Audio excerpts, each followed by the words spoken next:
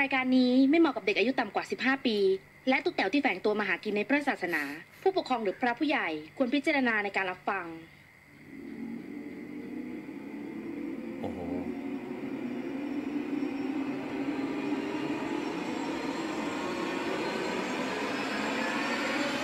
เดอะเฮียน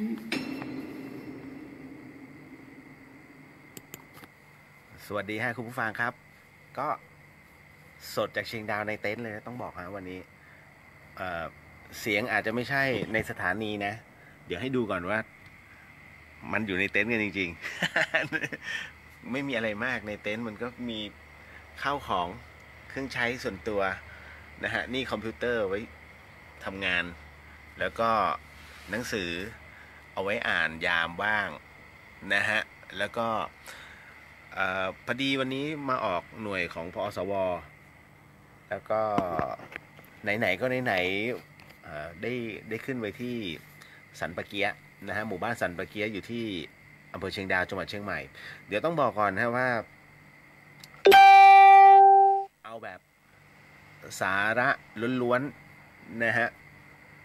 คือมันอากาศมันแย่มากไม่พูดถึงเลือกตั้ง นะฮะเพราะว่าเอาเรื่องตรงนี้ก่อนมันเป็นเรื่องคุณภาพของอากาศแล้วก็ชีวิตความเป็นอยู่ของพี่น้องชาวเชียงใหม่ซึ่งวัดล่าสุดตอน2 ทุ่มกว่าเนี่ยมัน200กว่านะฮะตอนนี้5 ทุ่มก็ยังถือว่ายังโอเคพอรับได้เพราะว่าเมื่อวานนี้มันขึ้นประมาณ400แล้วมันตัวแดงตลอดนะฮะขออนุญาตนิดนึงขอเข้าไปทักทายน้องๆก่อนเพราะว่าหลายๆคนสงสัยเฮ้ยพี่เลียวใส่เสื้อมันหนาวจริงป่ะหนาวจริงนะคือตอนนี้ที่เชียงดาวเอาง่ายๆบางคนคิดว่าเฮ้ยมันร้อนตับแลบไม่ใช่หนาวเมื่อคืนหนาวมากแบบโอ้โหแบบสุดๆเลยนะฮะหวัดดีมั่นหวัดดีพี่เลียวเหมือนหนาวมากเลยใช่หนาวฮะหนาวยกสวัสดีครับพี่เลียวสวัสดีครับฮะวันนี้สดผมมีเรื่องราวเรื่องเล่ากับคำถามที่ต้องตอบน้องๆวันนี้จัดได้แค่ชั่วโมงเดียวเพราะพรุ่งนี้ต้องตื่นตี 5นะฮะเพราะว่านัดหมายเนี่ย5 6 7ไม่สามารถจะหนักไปกว่านี้ได้นะฮะคนที่เธอตั้งใจสวัสดีครับพี่เดียวสวัสดีครับผมชานมดีครับอ้ายสวัสดีฮะนะฮะป๋องนะฮะสวัสดีครับพี่เดียวสวัสดีครับผมอันนี้ฟังจากสุราษฎร์เลยเหรอโอ้ยอำเภออะไรเดี๋ยวจบจากอันเนี้ยสัปดาห์หน้าต้นเดือนประมาณวันที่เดี๋ยวนะสุราษฎร์พี่น่าจะอยู่วันที่10อ่ะพี่น่าจะถึงสุราษฎร์วันที่10ประมาณเนี้ยนะฮะขับรถลงมาพักดีหนาวไหมพี่เลียวแหมถามได้พักดีเราอยู่ใกล้กันนิดเดียว หนาวฮะหนาว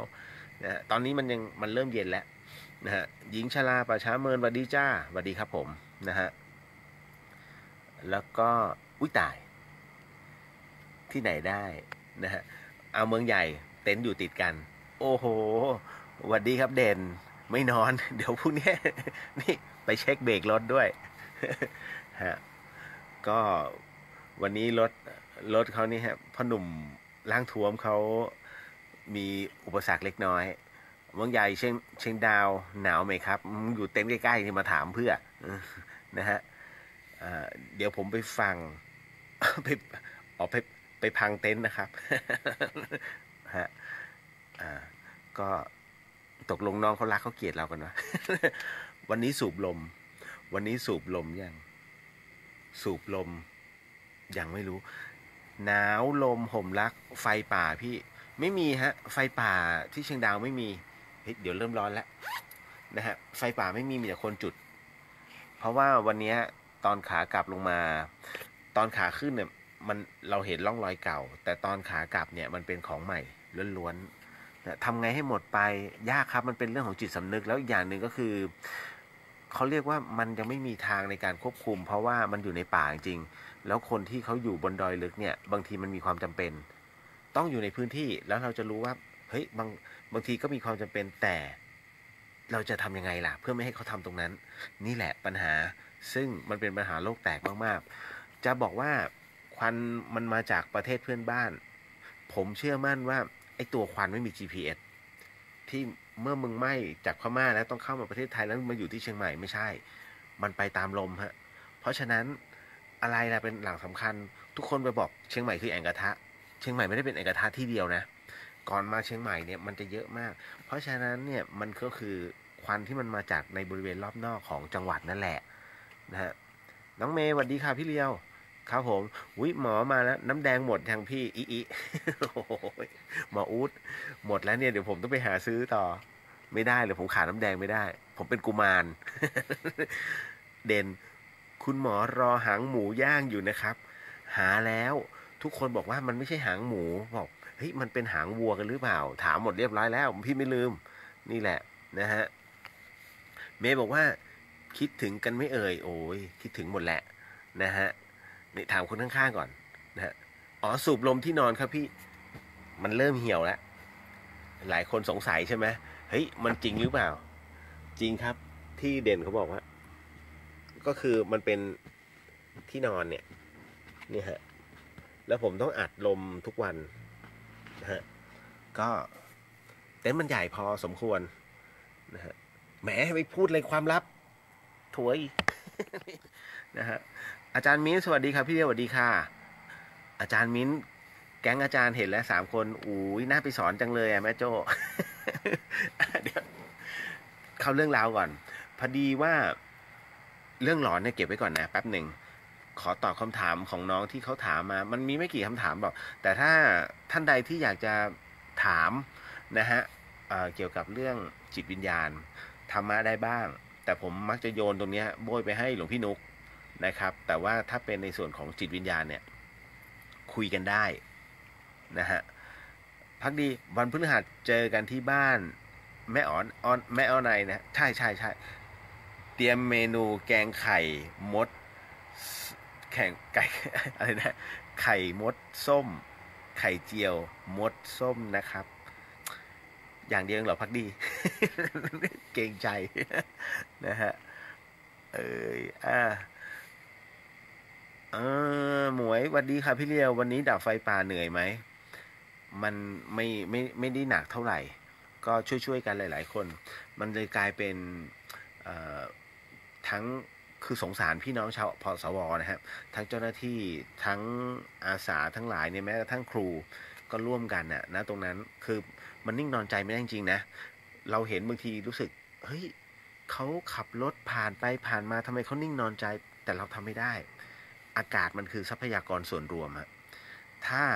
เราหมางเมินเราเองก็ตายหลายๆคนก็ตายเพราะฉะนั้นเอาวะอย่างน้อยก็ยื้อเวลาสักหน่อยก็คือการร่วมด้วยช่วยกันนั่นแหละนะฮะเดี๋ยวขออนุญาตนิดนึงนะฮะมันมีอันหนึ่งน้องครีมเขาถามเอาไว้ครีมเขาบอกว่าพี่เลียวเวลาเพื่อนเราหรือคนที่เรารู้จักแล้วเราอวยพรให้เขาหมายถึงอวยพรเหรอฮะน้องใช้คำว่าอวยพรคือคนตายนะฮะบอกเขาไปสู่ภพภูมิที่ดีหรือไปสวรรค์นี่เขาจะไปจริงไหมมันขอเข้าเพลงก่อนอุ้ยหนักไปเลยเพลงหนักไปคืออย่างนี้เดี๋ยวก่อนนะเดี๋ยวบอกน้องครีมก่อนเรื่องของคำอวยพรให้กับผู้เสียชีวิตเนี่ยไม่ว่าจะเป็นตามเฟซหรือว่าตามงานศพก็ตามแล้วบอกว่าขอให้ไปสู่ภพภูมิที่ดีขอให้ไปสู่สวรรค์นะคะอย่างนี้ยุคนู่นนั่นเนี่ยมันเป็นเรื่องของกำลังใจพี่เดียวอธิบายก่อนนะฮะมันคือกำลังใจมันเป็นวจีที่มอบให้กับเราให้เกียรติผู้เสียชีวิตไปให้เกียรติผู้วายชนแต่ด้วยหลักความเป็นจริงแล้วในเรื่องของจะสู่ภพภูมิแบบไหนนั้นพี่เองก็ไม่สามารถที่จะฟันธงได้นะฮะคราวนี้ก็ต้องมาดูภูมิหลังก่อนว่าผู้ที่เสียชีวิตเนี่ยเขาเป็นยังไงด้วยอุปนิสัยเป็นคนใจร้อนนะฮะเป็นคนดีช่วยเหลือสังคมมีน้ำจิตมีน้ำใจหรือว่าเป็นประเภทพ่อค้ายามันผิดกันเพราะฉะนั้นเนี่ยเขาอาจจะไปชั่วกับหลายๆคนแต่ดีสำหรับเรา แล้วบอกว่าให้เขาขึ้นสู่สวงสวรรค์มันมันก็ไม่ใช่นะฮะเพราะฉะนั้นทางหลักของพระพุทธศาสนาเนี่ยจึงถือว่าไม่ว่าคุณจะไปก่อกรรมชั่วอะไรมากน้อยแค่ไหนแต่จิตสุดท้ายสำคัญผมย้ำเสมอว่าจิตสุดท้ายของคนเนี่ยสำคัญที่สุดก็คือว่าก่อนที่ดวงจิตนั้นมันจะหลุดออกจากร่างไปอย่าลืมนะคำนี้จิตเป็นนายกายเป็นบ่าวในเมื่อบ่าวเนี่ยมันใช้ไม่ได้ก็คือกายเนี่ยมันตายแล้วตัวจิตจึงต้องหาที่ใหม่เพราะฉะนั้นตรงนี้นี่เองในที่ใหม่เนี่ยจะไปแบบไหนไปขึ้นหรือไปลงหรือว่าจะไปแบบรอเวลาพิพากษาขึ้นอยู่กับจิตสุดท้ายก็คือการคิดหรือว่าจิตอันนั้นสงบแล้วก็มีความสุขมากน้อยแค่ไหนถ้าสมมุติว่าจิตคิดดีอย่างเงี้ยนะฮะอย่างผมไม่เอ่ยชื่อแล้วกันฮะพี่วันนี้ที่พี่เขาส่งเป็นข้อความมาให้แล้วให้พี่เลียวตอบไปบอกว่าแฟนพี่เขาต้องขออภัยนิดนึงผมไม่เอ่ยชื่อแล้วกันนะพี่แฟนพี่เขาเนี่ยอยู่ในอาการที่เรียกว่า50-50แต่มันมีแนวโน้มว่าอาจจะไปในเร็วๆนี้เขาก็เลยถามมาว่าจะทำยังไงให้แฟนพี่เนี่ยไปอย่างสงบก็เลยต้องเขียนคำเพื่อให้ตัวจิตเนี่ยฮะเหมือนกับที่หลวงพ่อพุทธานิโยเนี่ยฮะได้บอกเอาไว้นะว่าให้ตัวเขาเนี่ยวิเคราะห์ในเรื่องของจิตให้วิเคราะห์กายในเรื่องของวิญญาณหรือว่าความตายให้พิจารณาเป็นเรียกว่าเป็นพุทธานุสติตลอดเวลาเป็นมรณานุสติก็คือความตายดูไปเลยว่ามันคือเรื่องของธรรมชาติแล้วกำหนดตรงนั้นนะฮะแล้วให้ถึงพระนิพพานหมายถึงว่านึกถึงสิ่งที่พระพุทธองค์นั้นท่านทรงลำบากแล้วก็ตรากตามมาด้วยความเจ็บปวดก็คือทรงบำเพ็ญทุกขกิริยาถูกไหมแล้วหลังจากตรงนั้นเสร็จปุ๊บเนี่ยนะฮะท่านเผชิญอะไรหลายอย่างท้ายที่สุดแล้วเวลาเราขอพระเนี่ยหรือว่าขอพระพุทธเจ้าเราขอให้พระพุทธองค์ท่านเป็นแบบอย่างของการกระทำความดีตรงนี้แหละสำคัญนะฮะพอถึงหน้าตรงนี้เสร็จปุ๊บเนี่ยจิตจะเข้าใจในส่วนของร่างกายคุณจะอย่าไปรู้ดีกับตัวร่างเขานะฮะเพราะฉะนั้นเจ้าของร่างเท่านั้นที่จะรู้ดีว่าเขาเนี่ยจะตายหรือไม่ตายนะฮะดังนั้นตรงเนี้ยคนที่จะรับรู้ว่าตัวเองเนี่ยถึงวาระสุดท้ายแล้วตัวเขาเองเท่านั้นเลยนะฮะคนอื่นไม่สามารถไปรับรู้ได้ดังนั้นตรงเนี้ยตัวเขาจะพิจารณานะฮะเหมือนกับผมตอนที่ตายแล้วฟื้นไอตอนที่มันฟื้นขึ้นมาเนี่ยผมพิจารณาตัวเองอยู่ในห้อง CCU หมอบอกว่าเป็นตายผมเนี่ย3 วันนี้เท่ากันแกมาเฉลยวันสุดท้ายหมอเจ้าของไข้นะฮะมาเฉลยวันสุดท้ายก็คือเป็นตายเนี่ยเท่ากันใน3 วันนี้ที่คุณอยู่ในห้อง CCU เพราะฉะนั้นคุณรอดตั้งแต่คืนแรกของการที่ฟื้นขึ้นมาดีใจโคตรบอกเลยตอนนั้นดีใจมากๆเราพิจารณาในเรื่องของเข็มผมเป็นคนกลัวเข็มน้ำเกลือที่มันแทงลงไปเจ็บไหมไม่เจ็บหัวใจที่มันเป็นค่าเส้นกราฟมันตกลงไงเฮ้ยมันมากน้อยแค่ไหนแล้วเรามีความรู้สึกเจ็บไหมรู้สึกปวดหัวปล่อยให้มันปวดคือกำหนดทุกอย่างฮะแล้วให้มันหายไปจนพิจารณาจบแล้วเนี่ยผมไม่ได้ว่าเฮ้ยผมจะเก่งนะไม่ใช่ไม่งั้นผมบวชแล้วนะฮะอันนี้คือพิจารณาในระดับหนึ่งแล้วเราก็ปล่อยมันให้มันเป็นไปนะฮะมีสมาธิกับร่างของเราพอแล้วนั่นนะฮะสุดท้ายแล้วมันจะวางอุเบกขาแล้วเขาก็จะไปเราคอยบอกทางเลยนะฮะนึกถึงพระนิพพานนะฮะไปในทิศทางที่ดีนะฮะไม่ต้องกังวลนะผมจะเขียนหมดเลยตรงนั้นแล้วก็บอกไปนั่นแหละฮะเหมือนกันเพราะฉะนั้นที่ครีมบอกว่าเวลาเพื่อนเราตายไปเนี่ยแล้วอวยพรยังไงผมตอบให้ไม่ได้มันขึ้นอยู่กับก่อนหน้านั้นเขาทำอะไรแล้วจิตสุดท้ายของเขาเนี่ยมันเป็นยังไงถ้าทนทุกข์ทรมานนะครับอันเนี้ยลงยังไงก็ลงนะฮะเหมือนกับผมเอ่ยชื่ออย่างคุณแค้วธนิกุลกรณีของคุณแค้วธนิกุลเนี่ยนะฮะจำได้ไหมเจ้าพ่อมึงฆ่ากูก็จะฆ่ามึงวันที่คุณแค้วธนิกุลเสียชีวิตนั้นโดนยิงนะฮะมีรถแซงขึ้นไปผมเล่าหลายรอบแล้วแซงขึ้นไปแล้วปรากฏว่าไอ้คนหลังรถบุรุษชุดดำ4-5 คนนั้นเอาR9 ซัดเต็มที่ทั้ง M16 ทั้งอาก้าแล้วยิงเต็มที่นะฮะจนสุดท้ายคุณแคล้วเสียชีวิตในรถคราวนี้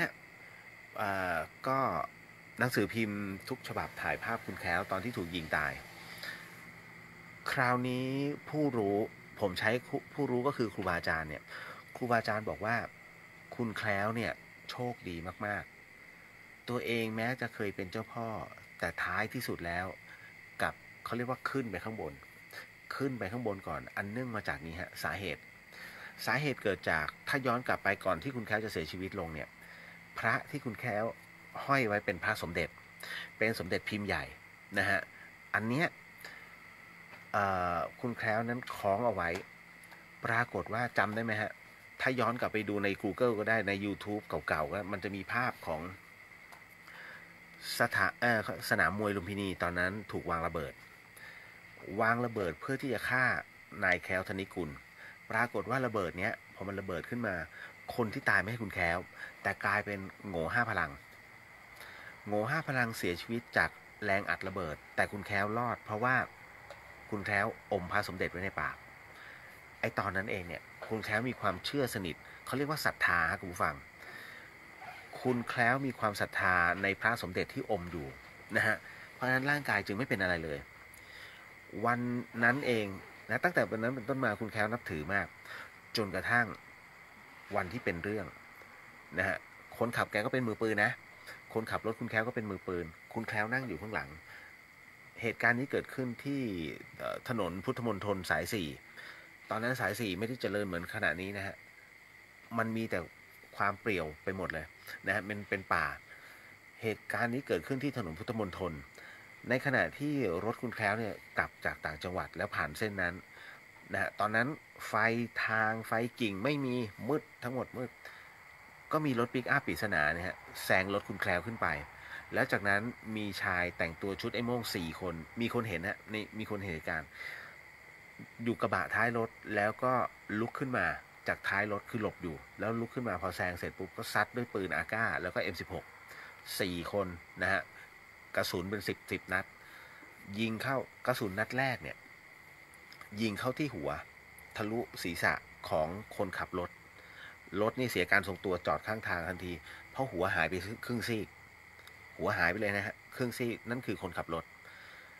กระสุนนัดต่อมาเนี่ยมันโถมเข้ามาในรถคันนี้ของคุณแคล้วโอ้โหมันเข้ามาทุกอนูนะฮะคุณแคล้วเนี่ยหลบอยู่ด้านหลังนะฮะแต่ก็โดนลูกปืนอยู่ตรงนั้นนั่นเองฮะคุณแคล้วก็หยิบปืนขึ้นมาเตรียมจะสู้มึงยิงกูก็จะยิงมึงพอถึงตรงนั้นเสร็จปุ๊บอีกมือคุณแคล้วเนี่ยฮะหยิบเอาพระสมเด็จขึ้นมาแล้วอมในปากแต่ขณะนั้นเองเขาบอกว่าในขณะที่คุณแคล้วเอาพระสมเด็จอมเข้าปากยังไม่ทันยิงนะอมเข้าปากเป็นช่วงวินาทีสุดท้ายที่กระสุนนะฮะอีกหาหนึ่งเนี่ยเข้ามาทั้งตัวและหัวเสียชีวิตคาที่ตรงนี้คุณผู้ฟังเข้าใจใช่ไหมฮะเมื่อกระสุนมันเจาะเข้าไปในที่จุดสำคัญเนี่ยไม่รอดแน่ๆแต่ที่เขาบอกว่าคุณแคล้วนั้นขึ้นข้างบนเพราะว่าอมพระมีพระเป็นมรณานุสตินะฮะเข้าไปคิดเลยกูตายยังไงไม่เป็นไรมีเหนียวไว้ก่อนเอาอมวะนะฮะแต่ท้ายที่สุดแล้วแพ้ในเรื่องของสิ่งที่มันเป็นความจริงก็คือกระสุนเขาถึงได้บอกว่าวิญญาณคุณแคล้วเนี่ยขึ้นข้างบนแต่ทั้งชีวิตต้องดูก่อนว่าประพฤติแบบไหนเขาเรียกว่าตั๋วใบนี้พระสมเด็จพาสุขสนุกบนสวรรค์เมื่อไหร่ก็ตามที่บุญเนี้ยหมดไปเขาเรียกฉีกตัวหนังออกฉีกตัวบุญเมื่อไหร่ก็ตามที่บุญนี้เริ่มหมดไปล่วงฮะจำคำนี้เคยได้ยินฮะเทวดาตกสวรรค์คำว่าเทวดาตกสวรรค์ก็คือเรื่องราวตรงนี้แหละบุญใกล้หมดพอบุญใกล้หมดจะต้องทำยังไงเอาละฮะคราวนี้ต้องมาหาบุญไปเข้าฝันคนนั้นคนนี้การเข้าฝันเนี่ยมันมีที่มาที่ไปด้วยนะฮะอันนี้เดี๋ยวไว้เล่าให้ฟังนะฮะเอาแค่ตรงเนี้ยเขาเรียกว่าเข้าฝันเพื่อขอบุญต่อบุญเพราะฉะนั้นคนที่สามารถทำบุญได้ไม่ใช่ผีไม่ใช่เทวดาแต่เป็นมนุษย์คือเราเพราะเรามีกายฮะในเรื่องของการทำบุญดังนั้นเทวดาจึงต้องหยุด ทุกอย่างเพื่อจะมาขอให้ช่วยโมทนาบุญแล้วส่งบุญเนี้ยให้เขานี่คือสิ่งที่มันเกิดขึ้นนะฮะอันนี้น้องครีมเก็ตนะในเรื่องของการเสียชีวิตของเพื่อนมาถึงคนต่อไปจริงๆมันมีคล้ายกันนะเดี๋ยวเอาไม่เป็นไรเอาของน็อตก่อนน็อตถามว่าทำไมคนเราจึงเดี๋ยวรักเดี๋ยวเลิกคะผมเชื่อมั่นว่าในนี้มีน็อตถามทำไมคนเราจึงเดี๋ยวรักเดี๋ยวเลิกมันเบื่อเนาะมันเบื่อกันนะฮะแต่จริงๆสาระสำคัญมันไม่ใช่ขึ้นอยู่กับการเบื่อกันสาระสำคัญตรงนี้มันขึ้นอยู่กับบุญฮะเขาเรียกว่าคนเราเนี่ยเมื่อมีความรักเกิดขึ้นได้มันจะต้องมีบุญด้วยกันนะประกอบไปด้วย3อย่างก็คือ1ศีลเสมอกันนะฮะ2ความชอบเหมือนกันนะฮะ3เขาเรียกว่ามีทัศนะระบบความคิดที่เหมือนกันนะฮะแต่จริงๆเนี่ยมันเพิ่มอีกอันหนึ่งก็คืออันที่4ก็คือว่ามันเป็นเรื่องของธาตุที่เหมือนกันและคล้ายกันคำว่าธาตุนั้นหมายถึงว่าธาตุดินธาตุทองธาตุไม้ธาตุน้ำธาตุลมธาตุไฟผู้หญิงคนนี้อาจจะเป็นคนธาตุไฟมีความร้อนตลอดเวลาผู้ชายคนนี้อาจจะเป็นคนที่ธาตุน้ำเป็นคนที่เย็นอยู่ตรงไหนเย็นอากาศอย่างเงี้ยสบายๆกูก็นอนแบบห่มผ้า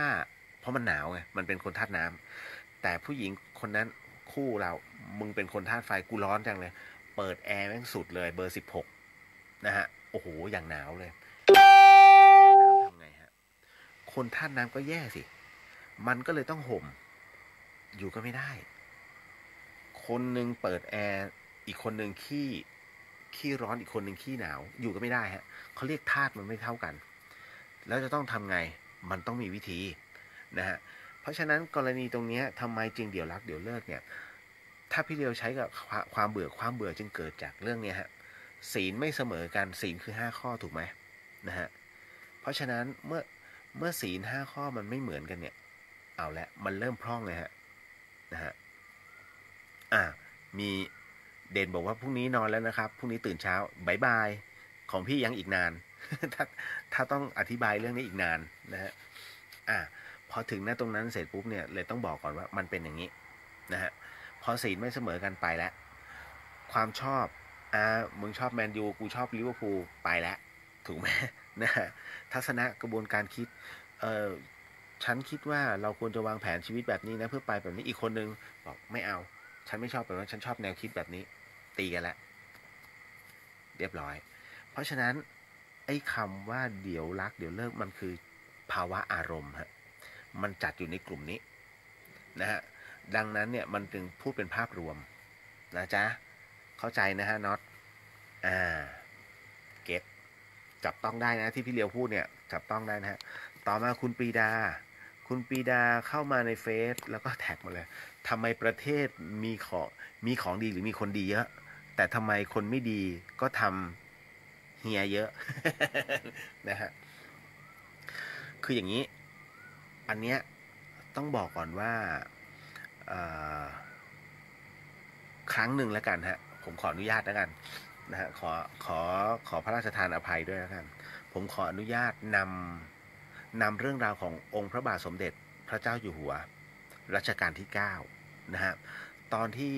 พระองค์ท่านเนี่ยไปกราบหลวงปู่ขาวอานารโยที่วัดถ้ำกองเพลนะฮะหนองบัวลำพูครั้งหนึ่งที่ในหลวงท่านเสด็จไปที่วัดถ้ำกองเพลฮะคุณผู้ฟังในหลวงได้ทรงตรัสถามนะฮะกับหลวงปู่ขาวบอกว่าจะทำอย่างไรให้ประสบนิกรของพระองค์ท่านเนี่ยมีศีลมีธรรมหลวงปู่ขาวตอบมาคำหนึ่งนะฮะในหลวงรัชกาลที่9สาธุเลยหลวงปู่ขาวบอกว่าแล้วพระองค์มหาบพิตรแล้วพระองค์ได้ทรงปฏิบัติแล้วหรือยังโอ้โห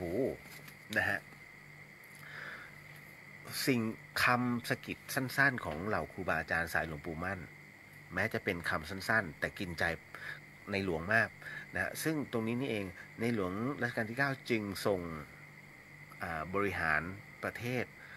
อย่าใช้คำว่าบริหารอันนั้นใช้กับนายกใช้คำว่าปกครองประเทศ ปกครองประชาชนชาวไทยแบบพ่อปกครองลูกนะฮะแล้วอยู่ในระบบในแบบทศพิธราชธรรมตรงนี้เลย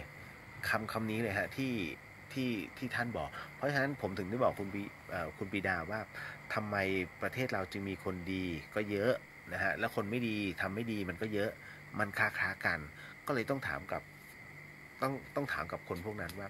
เขาได้ลองปฏิบัติในสิ่งที่ในหลวงรัชกาลที่9เนี่ยนะฮะได้ทรงทำไว้หรือเปล่าแค่นั้นแหละแต่เราอ่ะของเรามี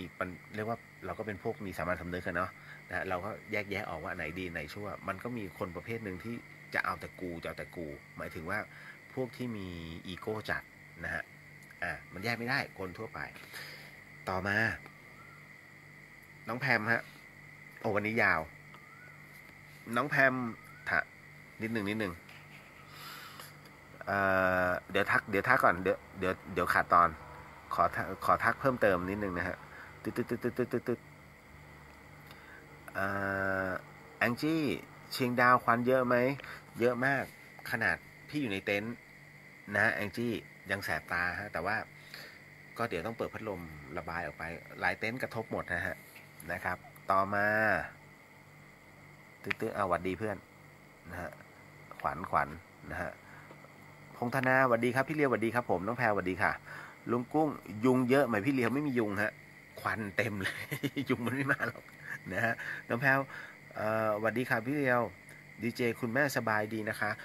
สบายดีฮะนะฮะพี่เลียวไม่สามารถเอาคุณแม่มาที่เชียงใหม่ได้เพราะว่าด้วยภาวะอากาศที่เป็นอย่างนี้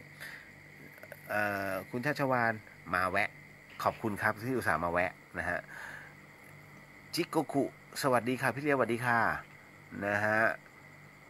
มาถึง Lady Barber สวัสดีค่ะอากาศเย็นเปล่าครับตอนนี้ร้อนอยู่แต่ว่าสักครู่จะเย็นแล้วล่ะเพราะว่ามันเริ่มมีอาการเล็กน้อย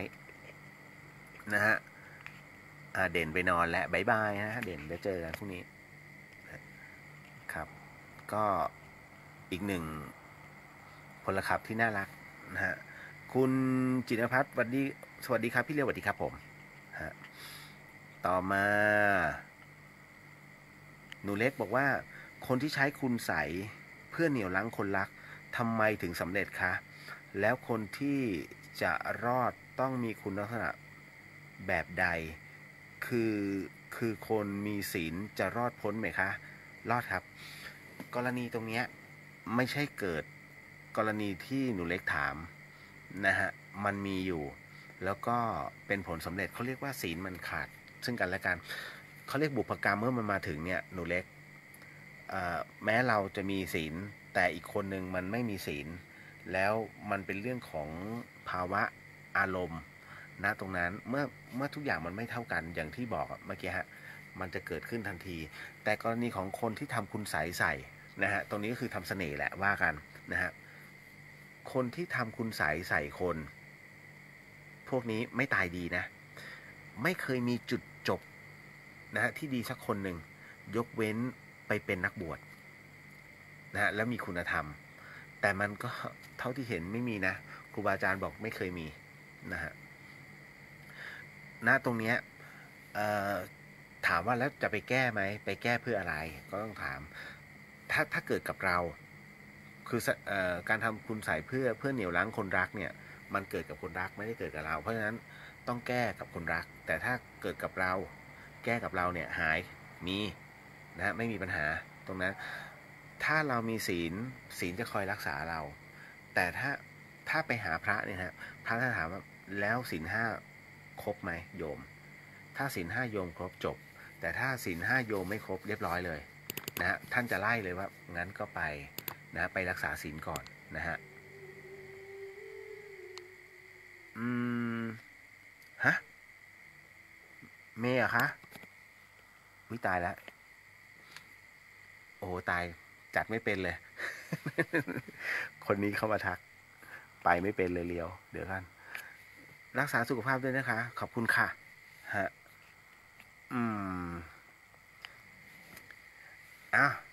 มาถึงแพมนะฮะพี่เลียวพี่แพมเป็นพระแล้วท่านถูกรถชนตาย แบบนี้ท่านจะไปอยู่จุดไหนหรือคะเฮ้ยผมตอบไม่ได้เดี๋ยวนะแพมคือต้องบอกก่อนว่าพระเนี่ยต้องถามว่าในขณะที่ท่านมรณะเนี่ยนะฮะแล้วจิตที่มันดับไปเนี่ยต้องดูก่อนว่าท่านพิจารณาตัวเองตลอดหรือเปล่าเพราะว่าพระบางรูปนะฮะเวลา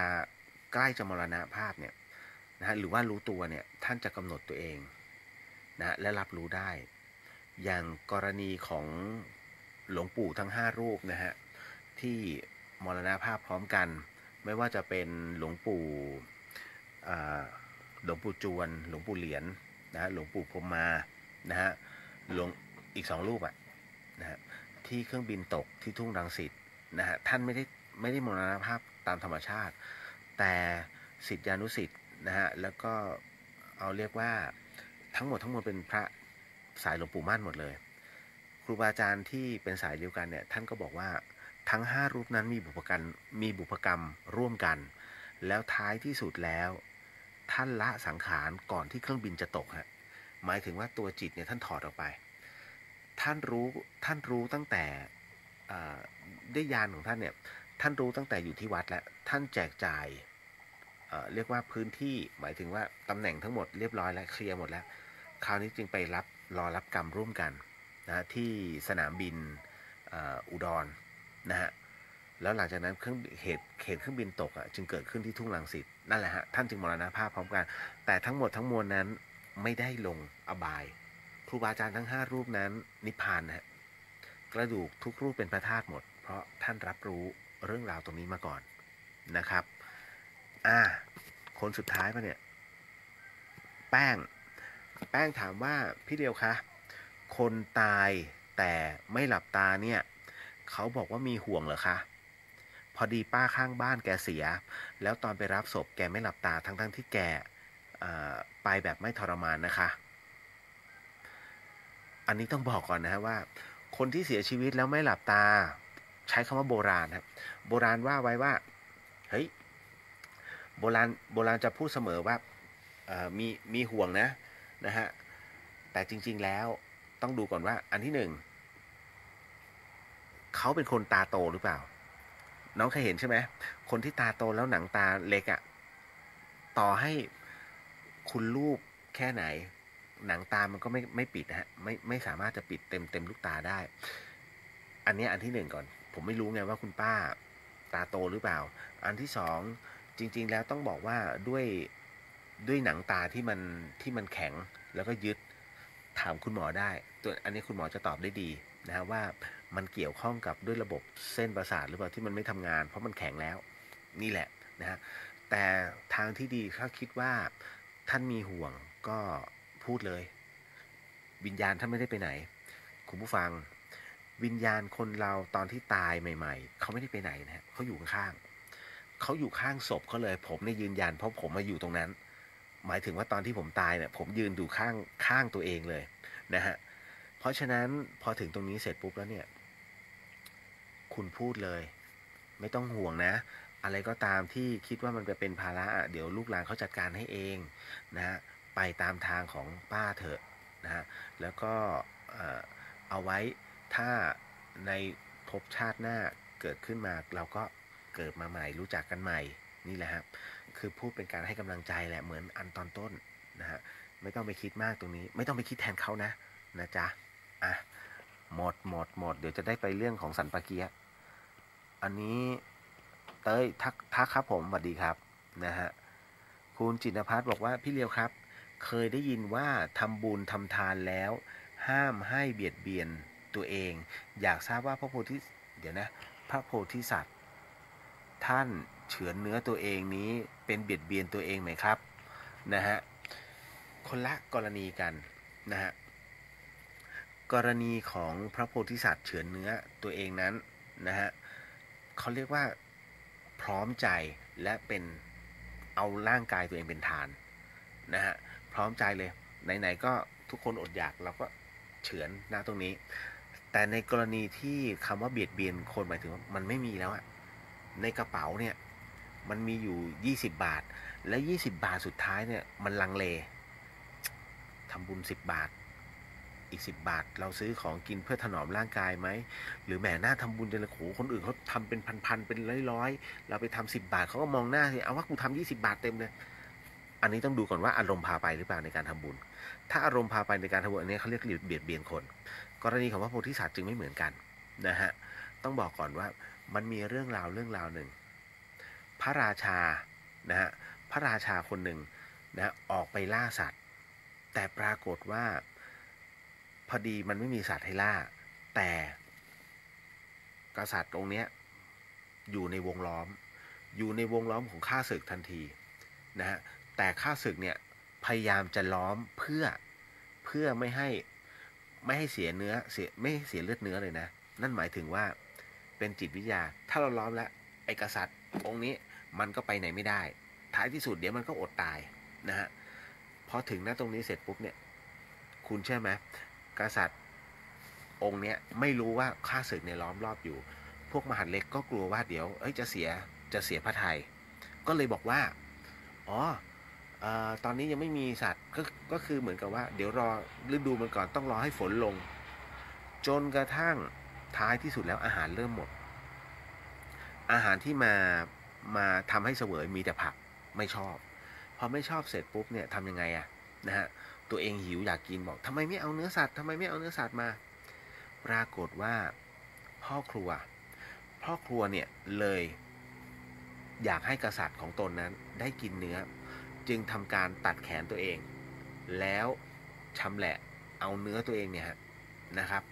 เอามาแล้วก็ปรุงรสอย่างดีแล้วก็บอกไปว่าอันนี้ไม่ใช่เนื้อคนแต่เป็นเนื้อพิเศษและวิเศษที่มอบให้นะฮะจนท้ายที่สุดแล้วเนี่ยนะหลังจากที่กษัตริย์รูปนี้พระองค์เนี่ยหนีได้จึงมารู้ว่าอ๋อ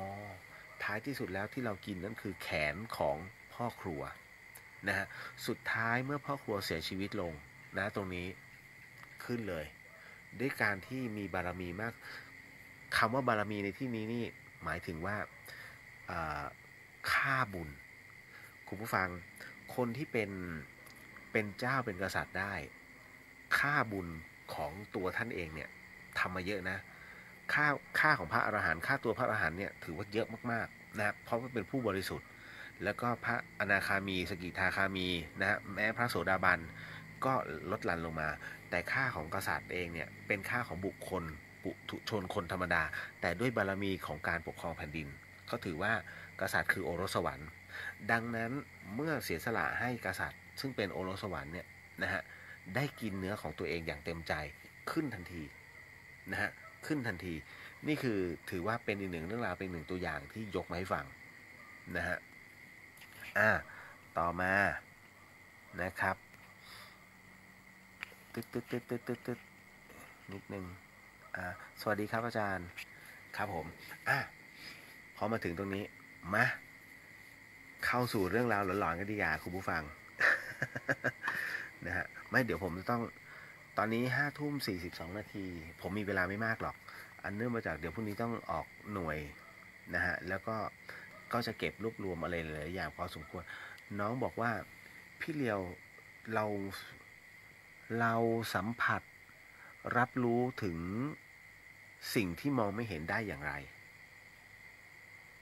เราสัมผัสรับรู้สิ่งที่มองไม่เห็นได้อย่างไรตอบไม่ได้อะไรเนี่ยมีเสียงคนเดินรอบเต็นท์พี่หรือยังครับมีฮะไอเต็นท์ข้างๆออกไปข้างนอกเมื่อกี้เดินฟบแล้วเดินผ่านไป นะฮะเขาหลับหมดแล้วล่ะนะตอนนี้นะจ๊ะพอถึงตรงนี้เดี๋ยวบอกก่อนการรับรู้ในเรื่องของสัมผัสพิเศษเนี่ยมันตอบลำบากนะผมเองมีเป็นบางครั้งไม่ใช่ว่าโอ้ยผมจะเก่งไปหมดไม่ฮะถ้าอันไหนเมื่อมีภัยมาถึงตัวมันจะบอกผมล่วงหน้าคนที่สนิทกับผมคนที่เคยรู้จักผมเนี่ยนะฮะหรือแม้แต่เป็นเพื่อนผมเนี่ยจะรู้ว่าผมจะบอกเรื่องราวว่าเดี๋ยวมันจะเกิดไอ้ตรงนี้ขึ้นเกิดตรงนี้ขึ้นได้นะฮะเพราะว่ามันมีบางอย่างที่เรารับรู้อยู่ อันนี้ก็เลยต้องบอกว่าเพราะฉะนั้นในส่วนของคำว่าเซนส์เนี่ยหรือว่าสัมผัสพิเศษเนี่ยคุณจะสัมผัสได้นั้นมันเกิดจากอันที่หนึ่งเขาให้มาอันที่สองเกิดจากการฝึกฝนนะฮะอันที่สามนะฮะมันมันมันเหมือนกับว่ามอบให้กันเคยได้ยินใช่ไหมฮะว่าการมอบอย่างพวกอาจารย์เวททั้งหลายเนี่ยเขามีการมอบให้กันด้วยเรื่องราวบางเรื่องราวมันไม่สามารถพูดได้ทั้งหมดทั้งมวลอย่างผมเนี่ยเกิดจากการฝึกฝนนะฮะพูดง่ายๆผมฝึกทั้งมโนมยิทธิพี่เดียวนะเมื่อ10 ปีที่แล้วฝึกทั้งมโนมยิทธิฝึกทั้งกสินน้ำนะฮะอาโปกับไฟนะฮะแล้วก็ยังฝึกอีกหลายๆอย่างคือครูบาอาจารย์จะให้เคล็ดมาแต่ละอย่างแล้วแต่บางคนเขาก็มีวิชาเข็มทองบางคนเขามีวิชาต่อนู่นต่อนี้คือมันมีจริงแต่เรามีพลังพอหรือเปล่าแค่นั้น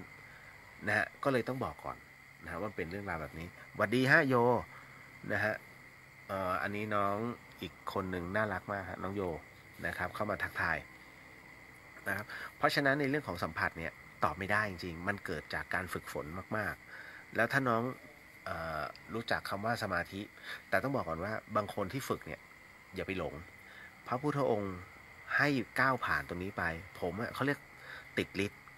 ผมติดเรื่องราวตรงนี้เกิดขึ้นเนี่ยแล้วทำให้ต้องไปถูกทดสอบอะไรหลายอย่างพอจากครูบาอาจารย์เนี่ยพอสมควรจนสุดท้ายมันไปติดตรงเนี้ยแล้ววิบากมันตีกลับนะมันไอ้ที่ผมตายไปเพราะว่านี่แหละผมมีความไปติดมันแล้วก็ไปยึดมันผมจึงไม่ดูเลยตัวเลขไม่ดูนะฮะคนเข้ามาถามอะไรหลายอย่างผมจะไม่ดูให้นะฮะแล้วก็ถามถึงการระลึกชาติผมก็ไม่ตอบไม่อะไรทั้งนั้นเพราะว่าท่านบอกว่ามันเป็นกรรมของแต่ละคนนี่แหละถ้าเขาให้รู้คือให้รู้เองนะฮะคุณอย่าไปใฝ่รู้เลยว่าอดีตชาติกูเป็นอะไรวะการรู้ในอดีตชาติไม่ใช่เรื่องดีนะฮะเพราะถ้าเจ้ากรรมในเวรตามมาถึงคุณไปถามหลวงพี่ภัสกรพระอาจารย์ภัสกรภูริวัฒโนผู้อำนวยการธรรมสถานมหาวิทยาลัยเชียงใหม่เกือบตายเพราะคำว่าเจ้ากรรมในเวรนะฮะหลวงพี่ภัสกรนั้นเกือบมรณภาพเพราะว่าเจ้ากรรมในเวรตามทันตามเจอผมเล่าไปหลายรอบแล้วนะฮะก็คือท่านรับรู้ว่าตัวเองชาติที่แล้วเนี่ยชื่ออะไรนามสกุลอะไรกระดูกฝังอยู่ตรงไหนแล้วบ้านเก่าอยู่ตรงไหนเสร็จปุ๊บไปถามอาจารย์ท่านหนึ่งในมช.ว่าเอ้ยเนี่ยรู้จักคนนี้ไหมนะฮะเพราะว่าอาจารย์ในมช.เนี่ยแกก็รู้คร่าวๆว่าอ๋อหลวงพี่เนี่ยรับรู้เรื่องราวแบบนี้อยู่แล้วแกก็เลยอาสาไปหามาให้ปรากฏว่าอาจารย์มช.เนี่ยไปค้นเจอรูปของ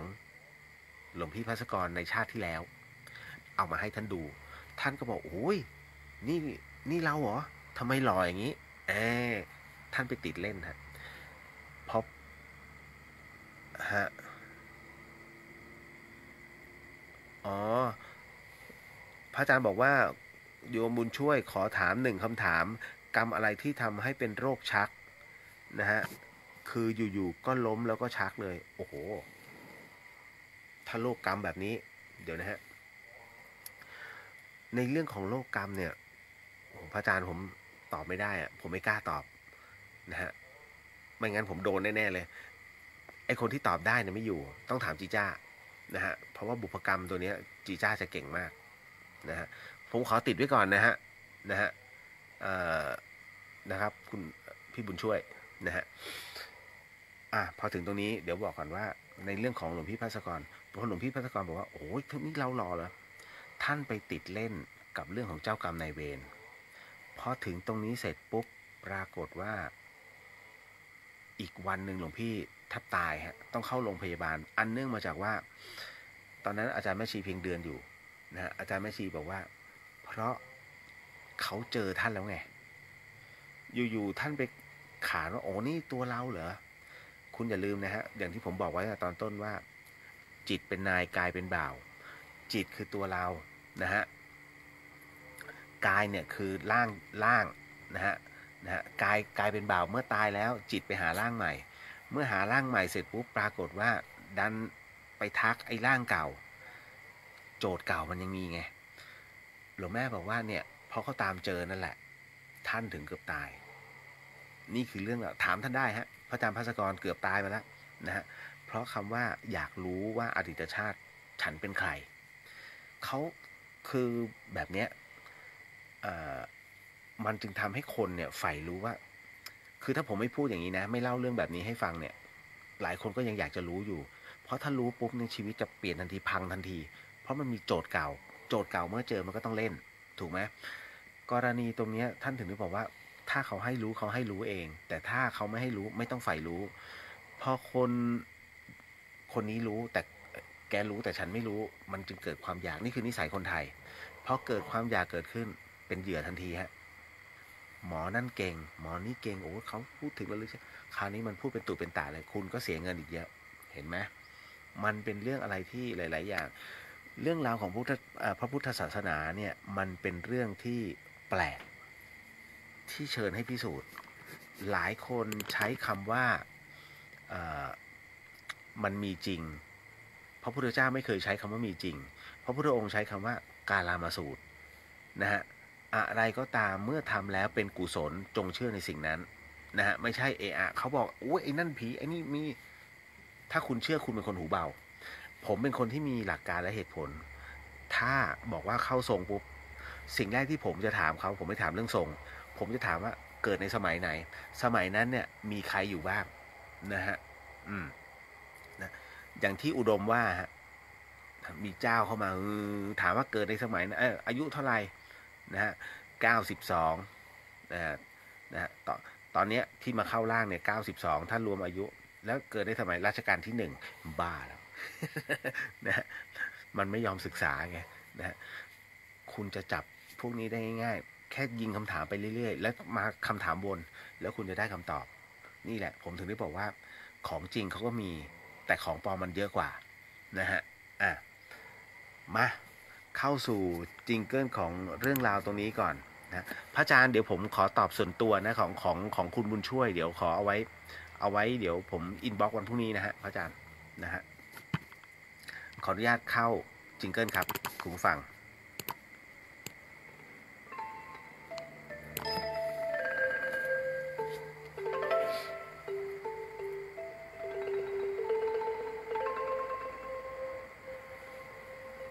รายการนี้ไม่เหมาะกับเด็กอายุต่ำกว่า 15 ปี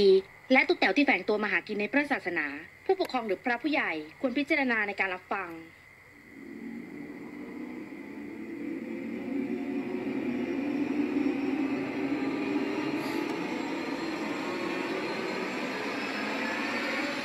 เดอะเฮียนสิ่งที่คุณผู้ฟังกำลังจะได้ยินได้ฟังจากผมต่อไปนี้นั้นอย่าเชื่อนะฮะสนับสนุนเรื่องหลอนตรงนี้โดยนาอีเซรั่มแชมพูฮะนาอีสนับสนุนตรงนี้เป็นแชมพูที่ลดอาการหลุดร่วงของเส้นผมสิ่งที่คุณผู้ฟังกำลังจะได้ยินได้ฟังเรื่องราวจากผมต่อไปนี้อย่าเชื่อให้ฟังหูไว้หูแล้วก็ใช้วิจารณญาณทุกครั้งในการรับฟังเรื่องราวประเภทนี้นะฮะข้อสำคัญอยากให้คุณผู้ฟังได้ฟังเป็นนิยายเพราะเรื่องที่ผมกำลังจะเล่าต่อไปนี้เนี่ยนะเป็นเรื่องราวที่เกิดขึ้นเมื่อปี 2536 ฮะนะฮะและเรื่องราวตัวนี้เหตุเกิดที่บ้านสันป่าเกียะที่ศูนย์วิจัยเรื่องราวตรงนี้เกิดขึ้นเขาเล่าว่า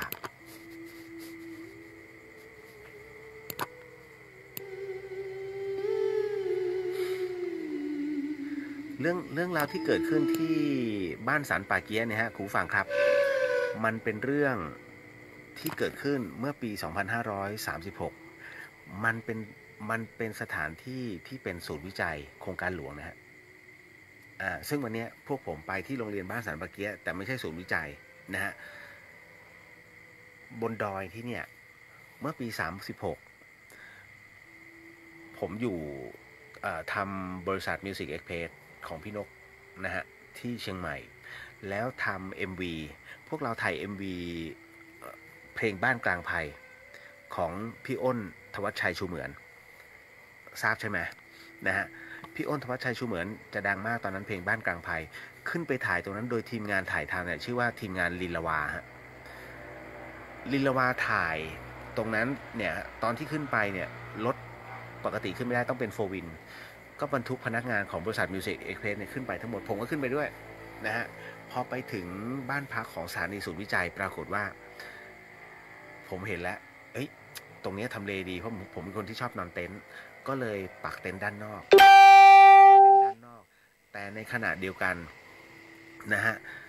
ในส่วนของตัวอาคารมันเป็นบ้านทรงเป็นบ้านไม้นะฮะซึ่งทำเป็นล็อกเหมือนกับเป็นห้องพักพนักงานตรงนั้นศูนย์วิจัยเนี่ยเขาเปิดให้ทางทีมงานเนี่ยได้เข้าไปพักกันก็มันมีประมาณ4ห้องนะฮะปรากฏว่าผมนอนข้างนอกนะฮะก็กินอะไรเฮฮาธรรมดาไม่มีอะไรจนกระทั่งสุดท้ายนะฮะกรณีตรงเนี้ยผมนอนเต็นท์อยู่คนเดียวแล้วก็มีดีเจอีกคนหนึ่งตอนนั้นอยู่มิวสิกเอ็กเพรสนะฮะจะมีอีกคนหนึ่งนอนเต็นท์เหมือนกันแต่ก็อยู่อีกข้างหนึ่งใกล้ๆกันส่วนที่เหลือนอนอยู่ในอาคารนะฮะไอห้อง4ห้องเนี่ยแล้วมันอยู่บนยอดดอยช่วงเวลาประมาณสัก5 ทุ่มปรากฏว่ามีเสียงโวยวายเกิดขึ้นในห้องที่2ฮะเป็นห้องที่2เป็นเสียงผู้หญิงโวยวายเสร็จปุ๊บเริ่มอยู่ไม่สุขเพราะว่าเขาเริ่มโวยวายว่าเขาโดนผีอำก็เลยขอเปลี่ยนห้องพอตอนที่เปลี่ยนห้องเนี่ยเสร็จปุ๊บผู้ชายขอนอนเพราะมันไม่เชื่อว่าจะมีผีอำขอเปลี่ยนห้องปรากฏว่าสักประมาณตี 1 ตี 2ผมนอนข้างนอกผมไม่โดนไงสักประมาณตี 1 ตี 2เนี่ยผู้ชายโวยวายฮะแล้วร้องลั่นเลยแล้วก็วิ่งออกมาจากไอ้ห้องพักห้องที่2ของบ้านพักศูนย์วิจัยนะฮะเสร็จปุ๊บคราวนี้ทุกคนเนี่ยออกมาจากห้องทั้งหมดไอ้4ห้องเนี่ยมากรูกันข้างด้านหน้าแล้วบอกว่าถูกผีหลอกจนทีมงานลีลาวาเนี่ยเขามาถึงบอกงั้นเดี๋ยวเปลี่ยนมานอนด้านนี้แล้วกันครับนะฮะมานอนเบียดกันทุกคนก็เลยไปนอนนะฮะไอ้ตรงเนี้ยข้องใจผมเป็นคนที่ข้องใจมากเพราะผมเป็นคนที่ไม่ชอบเรื่องผีนะฮะก็เลยขึ้นไปนะฮะออกจากเต็นท์แล้วเดินขึ้นไปดูผมก็ดูมันก็ไม่มีอะไรนะมันก็ไม่มีมันก็คือฝาไม้ธรรมดามีเตียงที่เขาปูอย่างดีไม่รู้เลยว่าเอ๊ะทำไมมันมีอะไรหรือเปล่าจนกระทั่งการถ่ายทำเกิดขึ้นตอนตะวันเริ่มขึ้นทุกคนไม่ได้นอนแต่ผมนอนเพราะผมนอนเต็นท์ไม่โดนอะไรนึกในใจกูสบายที่สุดพอออกมาถ่ายทำเสร็จปุ๊บปรากฏว่ามีเจ้าหน้าที่เขามา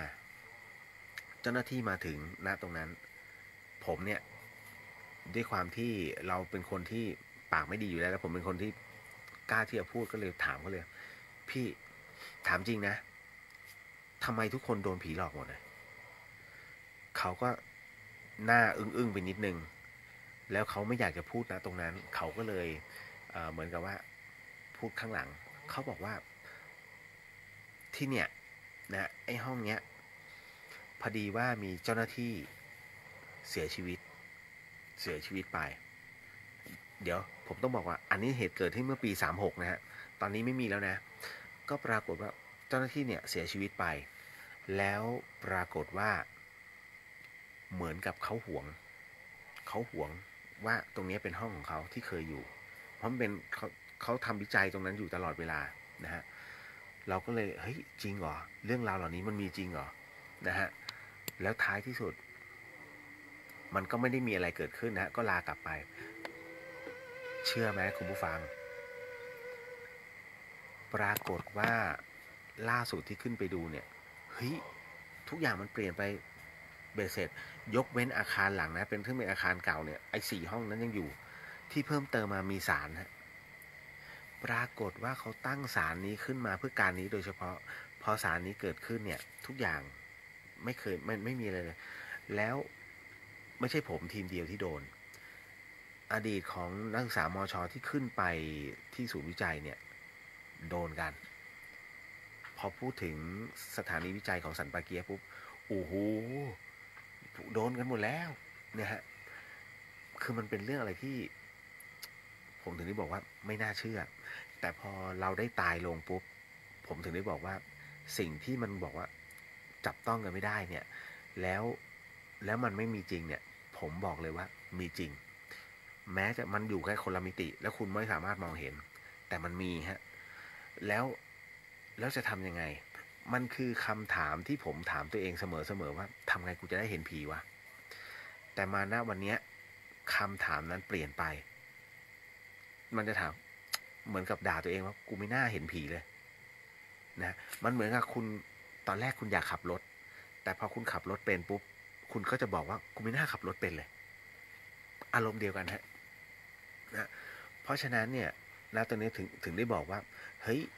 ไอเรื่องจิตวิญญาณเนี่ยมันมีแต่ความดีอ่ะควรทำเอาไว้เพราะว่าคุณไม่รู้หรอกว่าณวันนี้คุณจะไปอยู่ในจุดตรงไหนนะฮะของเอกภพนี้หรือว่าอีกปรโลกหนึ่งซึ่งมันน่าสนใจมากเอาละฮะคุณผู้ฟังเที่ยงคืนเป๊ะนะฮะผมคงต้องอำลาไปก่อนอันเนื่องมาจากว่ามันมีเหตุจำกัดฮะโยไม่ได้ไปด้วยไม่เป็นไรฮะนะครับอันนี้เมย์บอกว่าไม่ได้เข้ามาฟังพี่เลียวนานมากๆค่ะอยากคุยเหมือนกันนะฮะเดี๋ยวค่อยทักไปครับผมเอาละนะฮะก็เอาไว้เจอกันในโอกาสต่อไปนะ1 ชั่วโมงเต็มของต้องขออภัยเพราะพรุ่งนี้ผมต้องออกหน่วยที่พอสวนะฮะที่บ้านแม่แพะนะฮะสำหรับวันนี้สิ่งหนึ่งสิ่งใดที่ผิดพลาดพลั้งไปขอสิกรรมนะที่นี้ไม่ตั้งใจหรือมีเจตนาฮะก็ขออนุญาตนะฮะขออานิสงส์ผลบุญตรงนี้มอบให้กับผู้ที่เกี่ยวข้องทั้งหมดทั้งมวลที่กล่าวถึงแล้วก็ขอมอบอานิสงส์ผลบุญให้กับคุณผู้ฟังทุกท่านด้วยแล้วกันนะฮะให้ได้รับอานิสงส์ผลบุญตรงนี้นะฮะขออนุญาตแล้วกันนะครับเอาละสาธุเจอกันฮะโอกาสต่อไปสำหรับวันนี้สวัสดีครับคุณผู้ฟังครับพี่น้องชาวเชียงใหม่และชลบุรีครับ